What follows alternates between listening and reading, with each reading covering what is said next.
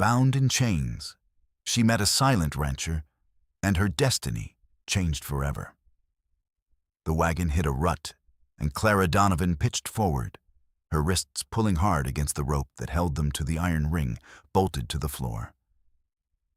3 days. 3 days she had been tied to that ring, and the rope had worn her skin to raw. The 2 men driving the wagon, Harlan and Pete, had not spoken to her since the second morning, when she had begged them to stop and they had laughed. The Arizona desert rolled past the cracked slats of the wagon's sideboards. Sand, rock, the occasional dry brush that looked as though it had been dead since before she was born. Clara pressed her cheek against the wood and tried to breathe through her nose. The air was a furnace. She had been a school teacher in Tucson. She had papers.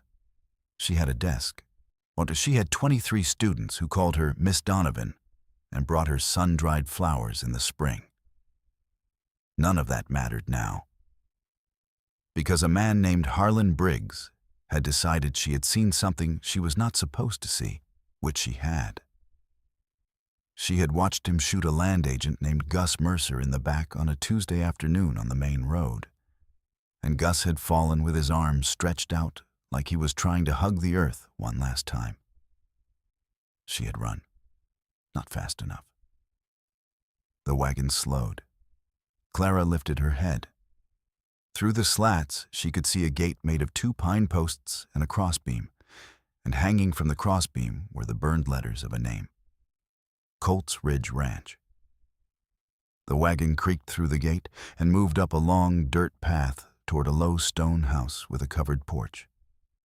Behind the house, the cattle moved in a wide corral. To the left, a barn with a tin roof caught the late afternoon sun and threw it back hard enough to sting the eyes. Harlan climbed down from the driver's bench. He was a big man, all neck and shoulders, with a mustache that he believed made him look distinguished. It did not. "Get her out," he said to Pete.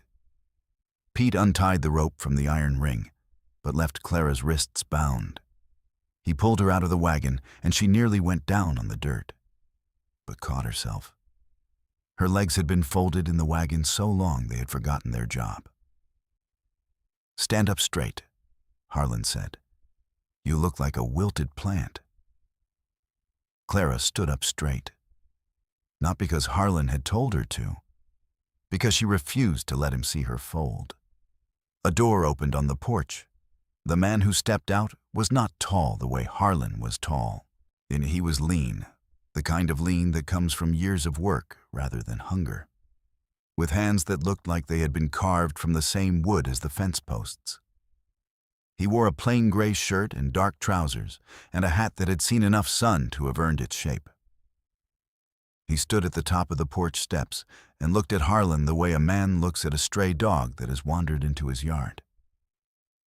Not afraid, not welcoming, just considering. "Cole," Harlan said, spreading his hands wide like he was presenting a gift. "I need you to hold something for me." Cole Hadley did not move from the porch steps. His eyes went to Clara once. She had the strange feeling of being seen, not looked at, but actually seen, in a way that Harlan had never managed in 3 days of talking directly at her. "She's not a something," Cole said. His voice was low and dry and flat, the way the desert is flat, not empty, but uninterrupted. "Figure of speech," Harlan said. He pulled a rolled envelope from his vest and held it up. 3 weeks. You keep her here quiet until I settle some business in Tucson. Then I come back, pay you what's in here, and everybody goes home happy." "Who is she?"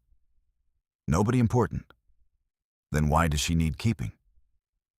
Harlan's jaw moved like he was chewing something unpleasant. She saw something she shouldn't have. The porch was quiet. Somewhere in the corral, a calf called for its mother and received no answer. Clara watched Cole Hadley's face and found nothing readable in it, which was its own kind of answer. Most men showed you who they were in their expressions before they opened their mouths. This one had sealed everything behind glass. Cut her loose, Cole said. Now, Cole, you bring a bound woman to my ranch. First thing that happens is she gets cut loose. Cole came down one step. That's how it is. Harlan looked at Pete. Pete looked at Harlan. There was a long moment during which Clara understood that Harlan was calculating whether Cole Hadley was worth the trouble, and arriving at the conclusion that he was not. Pete cut the rope. Clara's hands came apart, and she pressed them against her sides because she would not rub her wrists in front of these men. She would not give Harlan even that small satisfaction. 3 weeks, Harlan said again. He tossed the envelope at Cole's feet. Cole did not pick it up. Leave your horse at the gate, Cole said. Both of you, and walk back to the road. That's 4 miles. It is. Harlan's face went the color of a boiled beet. But he picked up the envelope from the porch step, where Cole had let it fall, tucked it back in his vest, and walked to the gate. Pete followed. Their horses were tied to the wagon. The wagon rolled back through the gate without them. Clara stood in the yard of Colts Ridge Ranch with the sun pressing down on her like a hand, and watched 2 dangerous men walk away on foot because a quiet man on a porch had told them to. She turned to look at Cole Hadley. He was looking at her with that same flat, measuring expression. Not cold, not warm, something else entirely. You hungry? He said. Clara opened her mouth, closed it, opened it again. For 3 days, she said. He nodded and went inside. After a moment, she followed, and because there was nowhere else to go, and because something about the way he had said cut her loose had lodged itself under her ribs like a coal that had not yet decided whether to burn or to go cold. She did not know yet which one she was hoping for. The kitchen of Colts Ridge Ranch smelled like wood smoke and something roasting low and slow. And it was the finest smell Clara Donovan had encountered in what felt like a year, though it had only been 3 days. She stood just inside the door while Cole moved to the stove with the ease of a man who had made this same walk 10,000 times and knew every board in the floor by sound. He set a bowl on the table without ceremony. Beans, pork, a wedge of cornbread on the side. He poured water from a tin pitcher and set that down too. Then he pulled out the chair opposite and sat, folding his hands together on the table, and waited. Clara sat. She ate with as much dignity as a person can manage when they are ravenous, which is to say very little. But she was past caring about dignity. The beans were salted right, and the cornbread was real cornbread, not the pale imitation they served at the boarding house in Tucson. And she ate everything in the bowl before she remembered she was being watched. She looked up. Cole was not watching her the way Harlan watched things, like they were objects to be inventoried. He was watching her the way a person watches a fire, present, patient, willing to wait for whatever the fire decided to do next. Thank you, she said. He nodded once. I'm Clara Donovan. I was a school teacher in Tucson. I know, he said. She stopped. Let you know. Harlan Briggs has been running through this county like a fox through a henhouse for 6 months. I know who he is, and I know the kinds of things he does. Cole unfolded his hands and set them flat on the table. They were scarred across the knuckles, the scars old and white. I didn't know about you, but I know about Gus Mercer. Clara's throat closed for just a moment.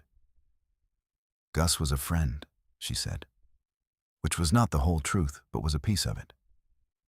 He was a good man. Cole said it without ornament, the way you state the weather.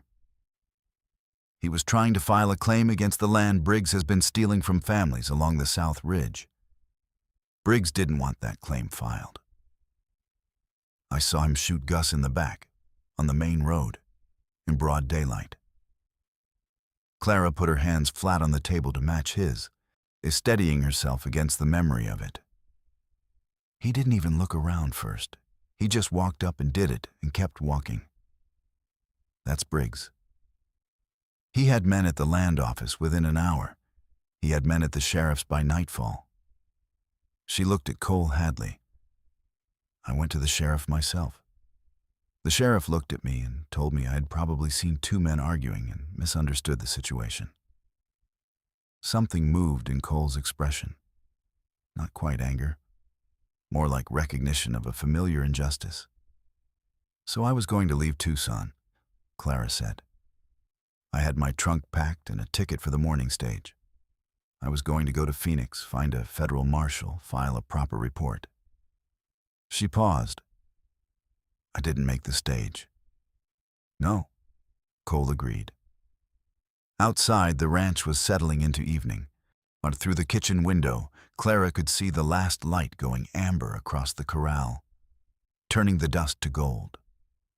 A hand moved through the yard, a young man with a limp, carrying a water bucket.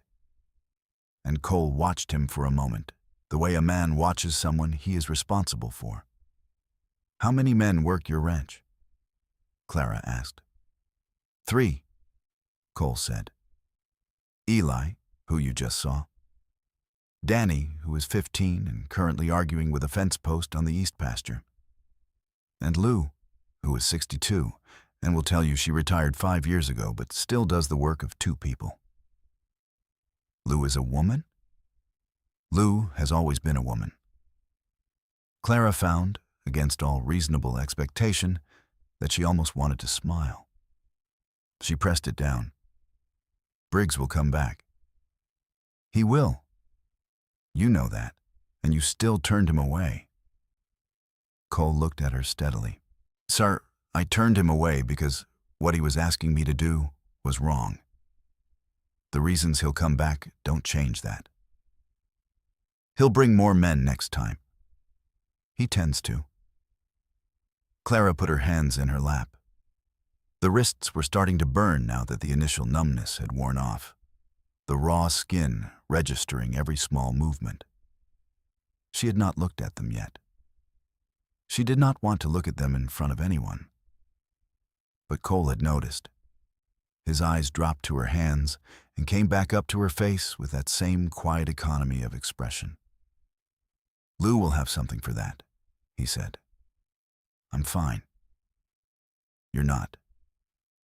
He said it without challenge, the way you note a fact. But you don't have to let Lou look at it tonight if you'd rather not. The offer will be there in the morning. Clara looked at him for a long moment. She had grown up with a father who talked a great deal and meant very little of it. She had spent enough years sorting through words to know when words were being used honestly and when they were being used like furniture, arranged to look like a room but with nothing real behind them. Cole Hadley's words were not furniture. I would appreciate that, she said carefully. In the morning. He nodded and stood, gathering her empty bowl. He moved to the window over the basin and looked out at the yard while he worked. There's a room at the end of the hall, he said, his back to her. Was my sister's before she married and moved to Santa Fe. It has a real bed and a bolt on the inside of the door. A pause. The bolt matters. I want you to know that. Clara understood what he was not quite saying, which was that in this house she was not a prisoner, and that whatever he was not Harlan Briggs. My trunk, she said. Briggs has it. Lou's things will fit you close enough. She'll argue about it, but she'll mean it kindly. Clara stood and the room shifted slightly, the 3 days of bad sleep and no food making themselves known now that the crisis had passed enough to allow it. She steadied herself with a hand on the table. Mr. Hadley. He turned from the window. Why? She said. You don't know me. You've made yourself an enemy of a dangerous man for a woman you've never met. Why? Cole looked at her for a moment. The kitchen was going dark as the sun dropped below the hills, and in the dimming light, his face was harder to read than ever. Yet because Gus Mercer asked me to look out for anyone who got caught in Briggs's path, he said. About 2 months ago. Said he thought things were going to get complicated before they got right. Clara's chest tightened.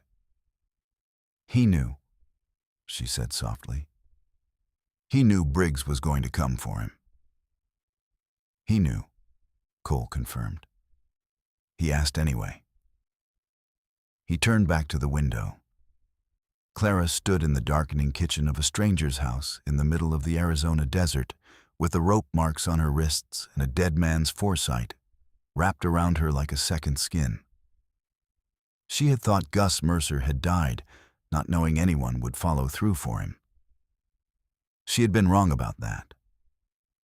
She walked down the hall to the room at the end, went inside, and slid the bolt.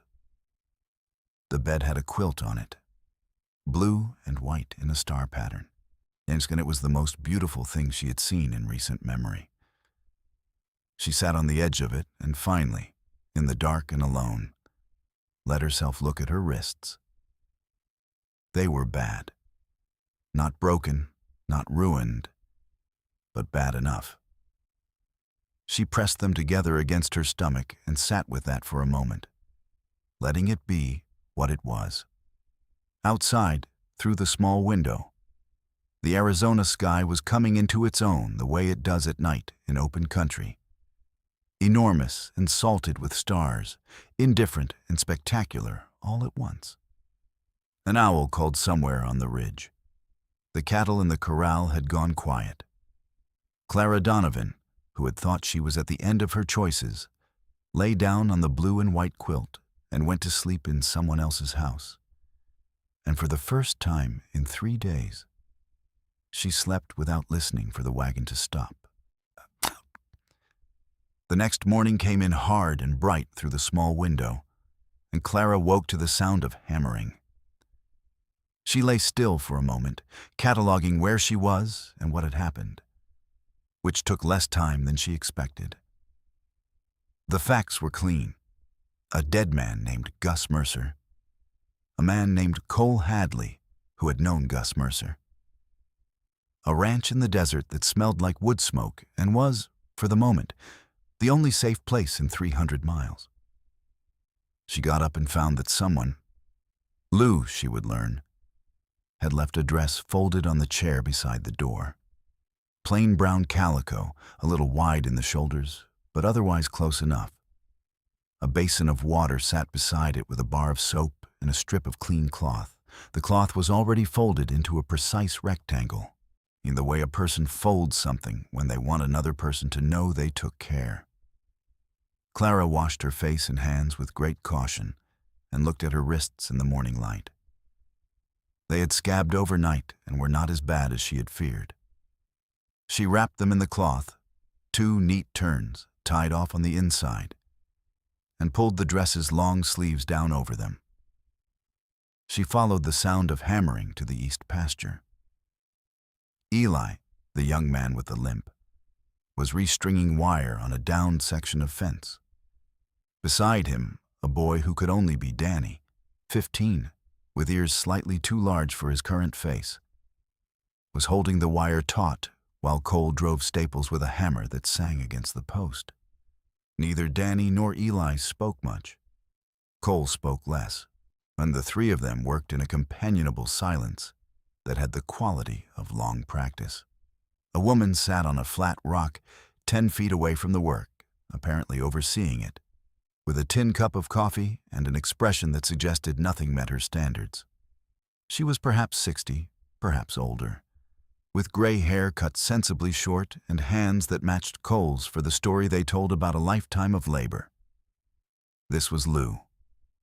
She looked at Clara coming across the pasture and said, "Dress fits." "Well enough," Clara said, "wide in the shoulders. I'll manage." Lou looked at her with sharp brown eyes, drinking her coffee. Cole said Harlan Briggs had you tied in a wagon for 3 days. He did. He know you saw him kill Gus Mercer? He does. Lou nodded slowly, as though this confirmed something she had already decided.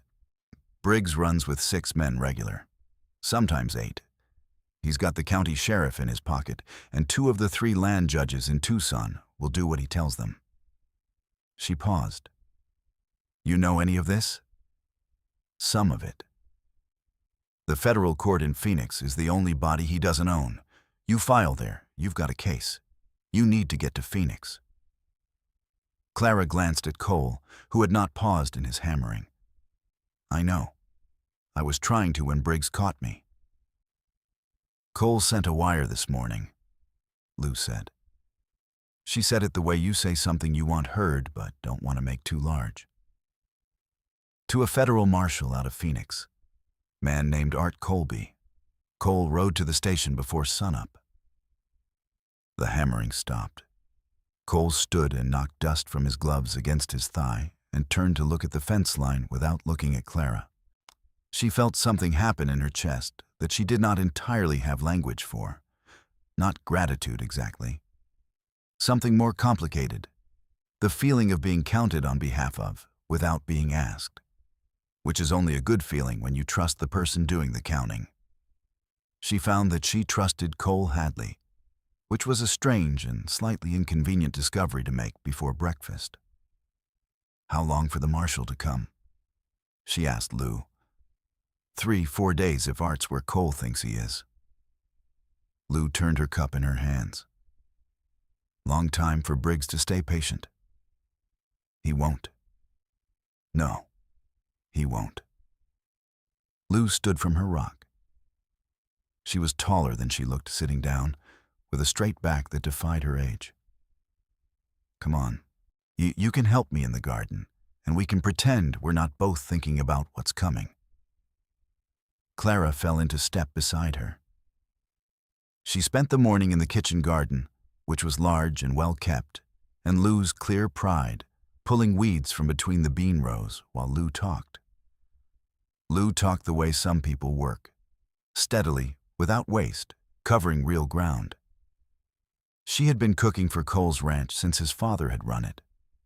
She had known Cole since he was a boy with skinned knees who asked too many questions, which had evolved into a man with scarred hands who asked almost none. She spoke about him the way you speak about something you have watched grow for a long time and are quietly amazed by. He doesn't say much, Clara observed. He says exactly enough, Lou corrected. Most people say too much. Cole learned early that words are like water out here. You don't waste them. His father taught him that? Lou was quiet for a moment, pulling a weed with more force than strictly necessary.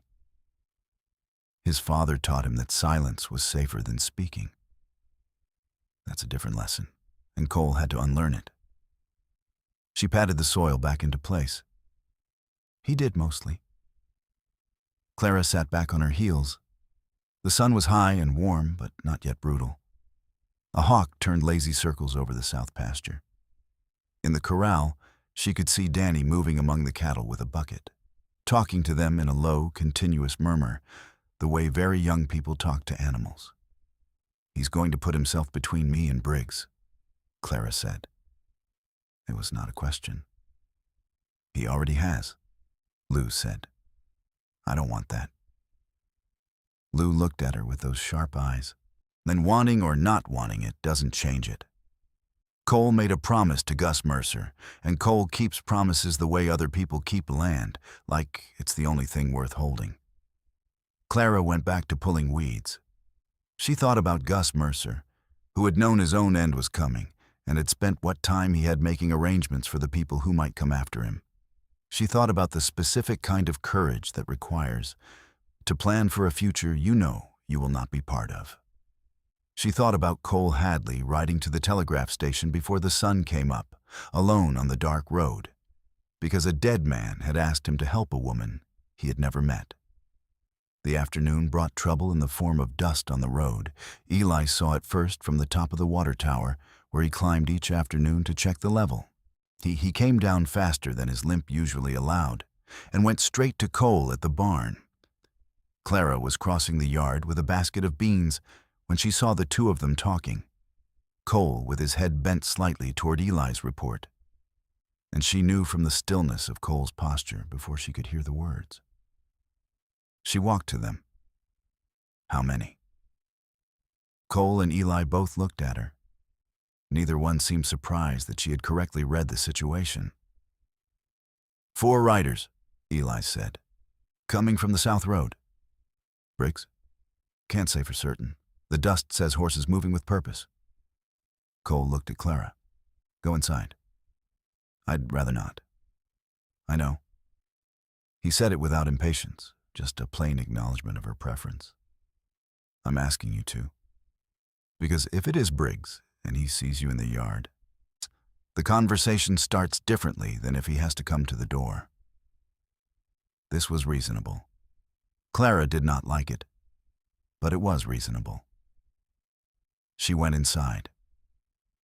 She stood at the kitchen window where she could see the yard and the gate, and watched the 4 riders come through at a walk, their horses raising small pale clouds, and she saw that it was not Briggs at the front. It was the sheriff of Pima County, a man named Gerald Boone, with 3 deputies wearing badges that caught the afternoon light, which, Clara knew, was in some ways worse. Sheriff Gerald Boone dismounted in the yard of Colts Ridge Ranch with the practiced ease of a man who expected other people to wait for him.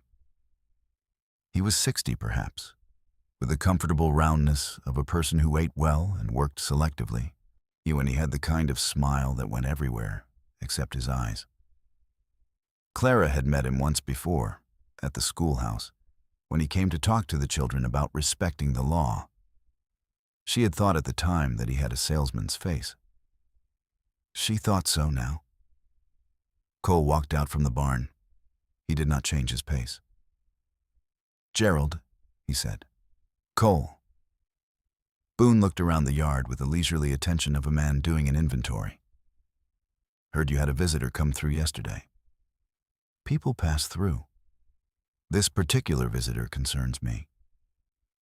Boone put his thumb in his belt, a gesture he used the way other men use a drawn gun, to show where the authority sat. A woman, missing from Tucson. Her employer reported her absent without notice, which I'm told is out of character. Clara stayed at the kitchen window, where her hands were flat against the sill. I've got a ranch hand and a cook on this property, Cole said. Both of them have been here for years. Boone's smile stayed perfectly in place. Now, Cole, I'm not here to make trouble for you. I know Harlan Briggs came to see you yesterday. I know he had a woman with him. Harlan's told me the story of how she came to be traveling with him. And I've got to say it's a reasonable story.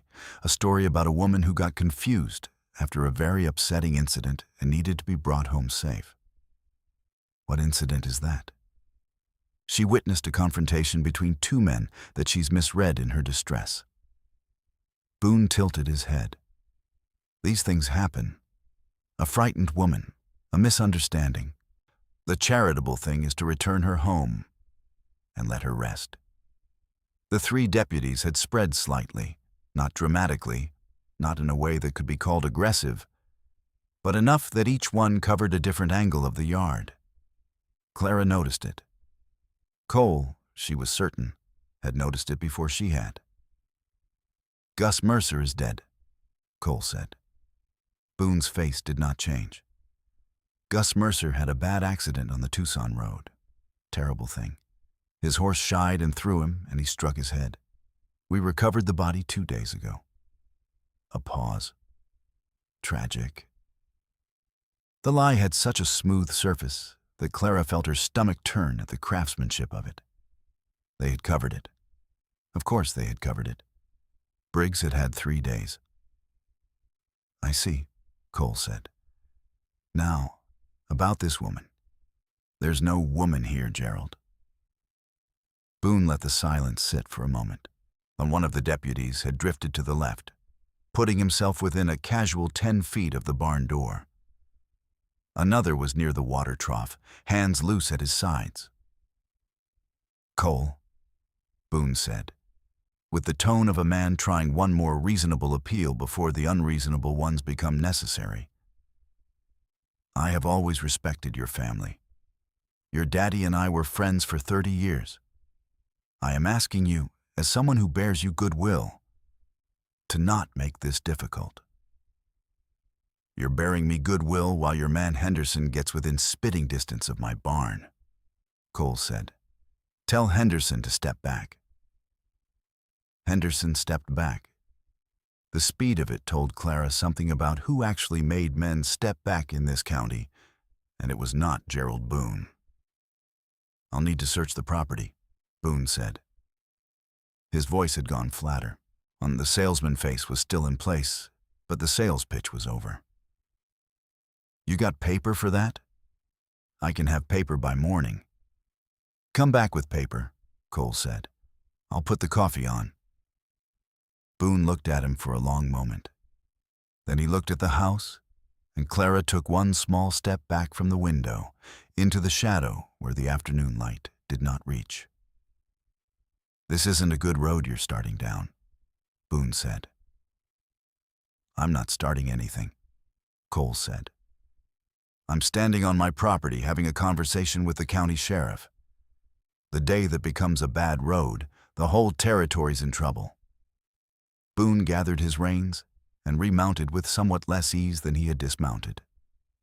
He looked down at Cole from the saddle with an expression that had finally dropped the pretense of goodwill. "Harlan Briggs is not a man who lets things go," he said. "Neither am I," Cole said. The four riders left through the gate, and the dust they raised went south toward Tucson in the still afternoon air. And Clara watched it until it disappeared. She came out of the house. Cole was still in the yard, watching the road. "He'll have the paper by tonight," Clara said. "Not morning, tonight." "Yes," Cole agreed. "And Briggs won't wait for the paper, he'll come himself." "I expect so." She stood beside him in the yard in the hard, late light. "You told them I wasn't here." "I told them there was no woman here, as though I were confused about the meaning of the question," Cole said, which was a distinction that she suspected had given him more comfort than it ought to have. "Now it buys time. For the marshal! For the marshal!" Lou appeared on the porch with her arms crossed, having heard everything from the kitchen window, as clearly as Clara had. "Art Colby is a solid man," she said. "If Cole's wire reached him, he will come." "3 days is too long," Clara said. Nobody disagreed. Cole turned to look at her. In the flat afternoon light, his face was readable for the first time since she had arrived. Not because his expression had changed, but because she had learned enough of the language of it to begin to understand. What she saw there was not fear. It was the focused, unhurried attention of a man who has looked at a difficult problem from all angles and is ready to do what needs to be done. "We move you tonight," he said. "There's a line cabin on the North Ridge used for winter grazing. Nobody who hasn't worked this land would know it. I won't let you put yourself between me and Briggs's men," Clara said. "Not for me." Cole looked at her with something that was almost, in that face of his, exasperation. "You're not letting me do anything, Miss Donovan. I'm doing it because it's the right thing to do and because Gus Mercer asked me to. You can object from the line cabin just as well as you can from the yard." Lou made a sound from the porch that was not quite a laugh, but in the territory of one.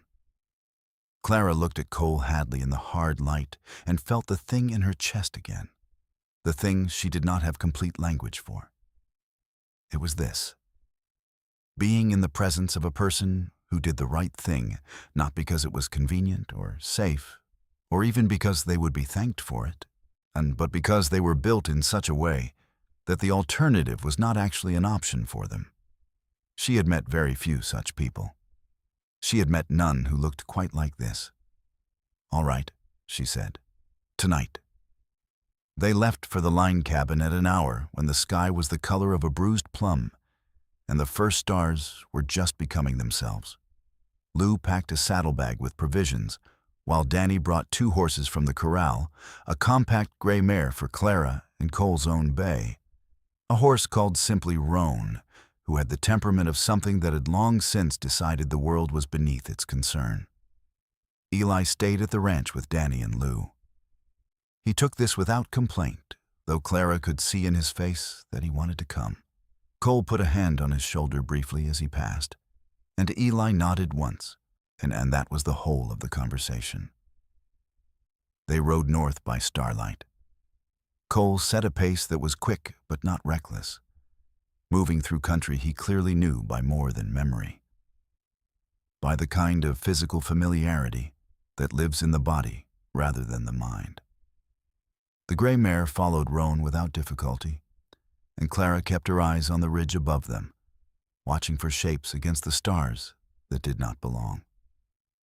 "How far?" she asked. "An hour, maybe less." She rode for a while without speaking. The desert at night was a different country from the desert in the day, quieter, cooler, with a presence that the heat of afternoon burned away. Things moved in the scrub. The sky was outrageous with stars. "Tell me about Gus," she said. Cole rode for a moment before answering. "He came out here about 8 months ago. Our federal land agent, assigned to document the South Ridge parcels that Briggs had been absorbing. Those were family homesteads, most of them. People who had been on that land for 20 years. Briggs found ways to make the paperwork disappear, found ways to make the people follow." He paused. Gus was not the kind of man who looked away from that. "No," Clara agreed. "He was not. He used to stop here on his way back from the ridge, have coffee, talk through what he'd found." Cole's voice stayed level. He was not a man who had family left. He'd had a wife once, and a son, and they were gone before he came to Tucson. He did his work because it needed doing, not because anyone was waiting for him to come home. Clara thought about this. That's a very lonely way to live. He didn't seem to think so. Cole glanced at her in the dark. He said that doing honest work in an honest way was company enough. The ridge was coming up ahead of them, a black jagged line against the star-thick sky. The trail narrowed, and Clara let the gray mare find her footing without interference. "He talked about you," Cole said. She looked at him. "He did?" "Said there was a school teacher in Tucson who came to his office once a week to ask him what he'd found and to copy his records, in her own hand on her own paper. So there'd be a copy he didn't carry." A pause. He said she was the most practical person he'd encountered in 2 years of this work. Clara kept her eyes on the trail. "I thought if something happened to him, the records should exist somewhere Briggs wouldn't know to look." He knew. And she kept her voice even. "He told me to find the school teacher if he didn't come back. Said she'd have what was needed." They reached the cabin, and she did have what was needed. Not on her, not now, but safe. She had not told Briggs about the records when he'd caught her, even when he had made it clear that telling him would make things easier for her. She had not told him because Gus Mercer had trusted her with them, and she did not betray trusts. She had also hidden the records where Briggs would never find them, which was a problem for the next few days to solve. Cole dismounted at the cabin and ground-tied Roan with the ease of habit. The cabin was small, a single room, with a stone fireplace and 2 bunks and a wood pile that had been recently restocked. Cole had come up here at some point in the last few weeks and prepared it, which meant he had been prepared for the possibility of needing to move someone without notice. "You thought this might happen," Clara said, looking at the woodpile. Not me specifically. But you thought Briggs would eventually push something to your door. Gus thought so, Cole said. He was right about most things. He built a fire while Clara sat on the lower bunk and unwound the cloth from her wrists and rewound it more carefully, taking her time. Cole noticed but said nothing, which she was grateful for. When the fire was going, he set water to heat in a tin pot and sat on the floor with his back against the wall and his long legs stretched in front of him, the way a man sits when he's decided to wait out whatever comes next. "The records," he said. "Where are they?" "Under the floorboards of my classroom," she said. "Third board from the window on the east wall." He nodded. "You'll need to get them to the marshal," she said. "My testimony alone will not be enough, not with Gus ruled an accident and Boone controlling the local court. The records show every parcel Briggs seized, every family he moved off their land, every falsified deed. It's 2 years of work. Art Colby will know what to do with them.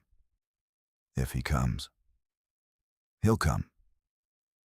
Cole said it with the same flat certainty he applied to most things. Clara was beginning to understand that this was not bluster. He said only the things he believed, and he had apparently decided to believe this. She looked at him in the firelight, at the angular face and the hands and the quiet that came off him like heat off the desert floor, constant and deep. "What did your father teach you?" she asked, and the question was direct enough that it might have been impolite. Cole did not seem to mind. "That this land is worth fighting for," he said, "and that a man ought to decide early in his life what he won't do, so he doesn't have to decide it again in the moment when deciding is harder." "And what won't you do?" He looked at the fire. "I won't look away when someone who can't protect themselves needs protecting. I won't be owned by another man's money, and I won't lie to myself about what something is, even when the truth of it is inconvenient." Clara sat with this. Outside, the desert was doing what it did at night, keeping its own counsel, enormous and still.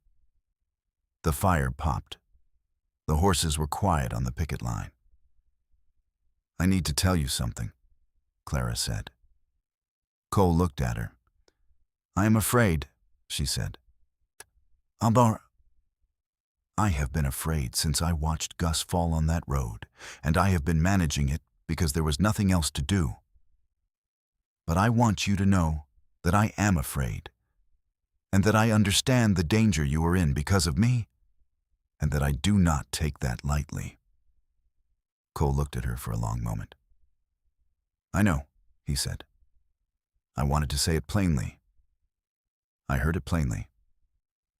He held her gaze with that unreadable face that she was slowly beginning to read. Fear and doing the thing anyway are not in conflict. Gus understood that. You understand it too. Clara looked at the fire. The night outside the cabin was vast and dark, and Harlan Briggs was somewhere in it, with 6 men and a sheriff in his pocket, and the desire to silence every living person who had seen or recorded what he had done. But there was also a fire, and a man with his back against the wall who had decided long ago what he would not do, and the records under the schoolroom floor, and Art Colby somewhere on the road from Phoenix, if Cole's wire had reached him, and 3 years of Gus Mercer's careful work waiting to be heard. Clara Donovan sat in the firelight and let herself be afraid, and let herself be determined, and let both of those things be true at the same time. She did not sleep for a long while. When she finally did, the fire had burned low, and Cole was still awake, watching the door, which was the last thing she saw before she closed her eyes. In the morning, the world would require something from both of them that neither could yet fully measure. But the morning was still hours away. And for now the fire held, and the stars held, and the cabin held, and that was enough.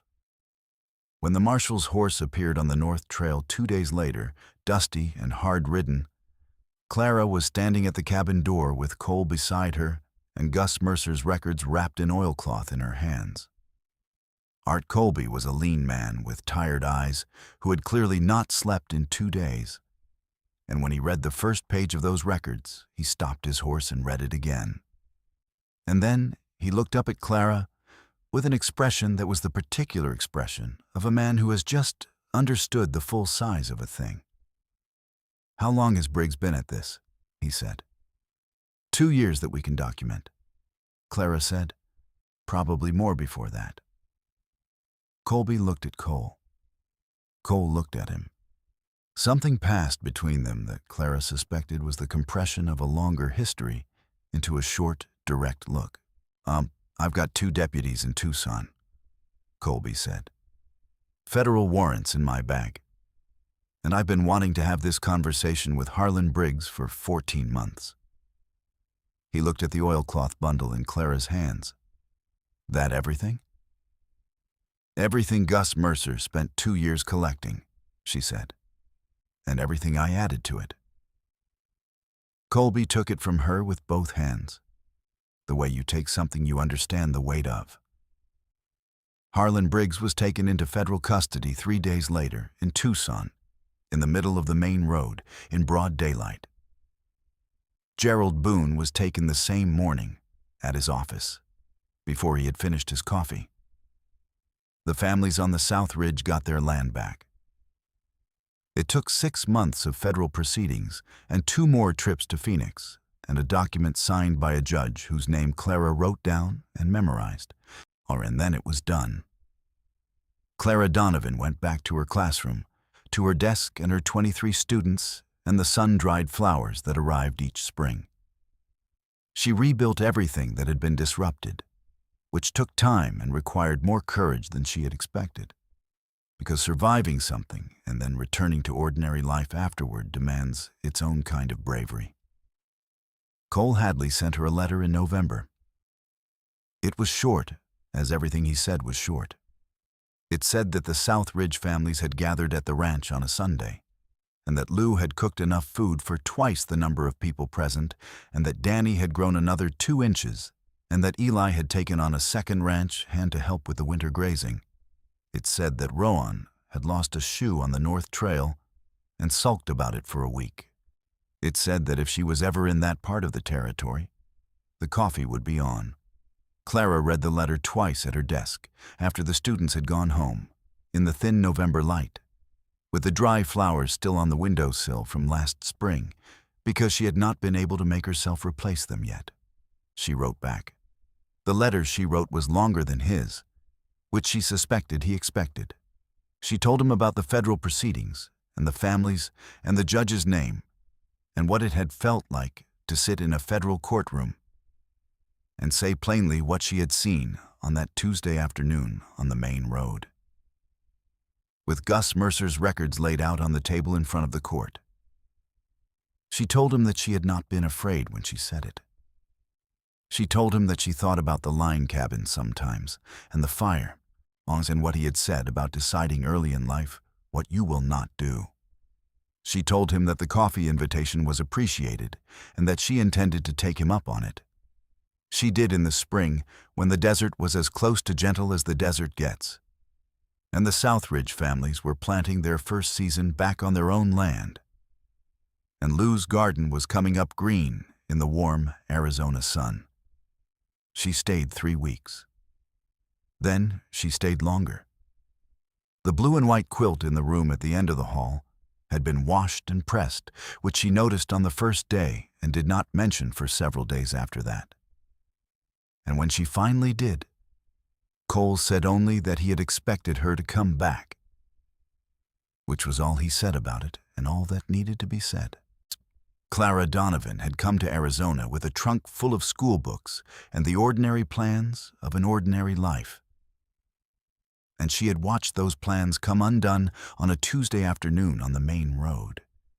And she had been afraid and brave and tired and stubborn in roughly equal measure ever since. What she found at Colts Ridge Ranch in the end was not what she would have planned, if plans were the kind of thing that held in this country. But the desert does not deal in plans. It deals in what a person is made of when the convenient options run out. Clara Donovan, it turned out, was made of more than most. And so was the quiet man on the porch who had told two dangerous men to walk 4 miles home, and meant every word of it, and never once looked back to see if they were going.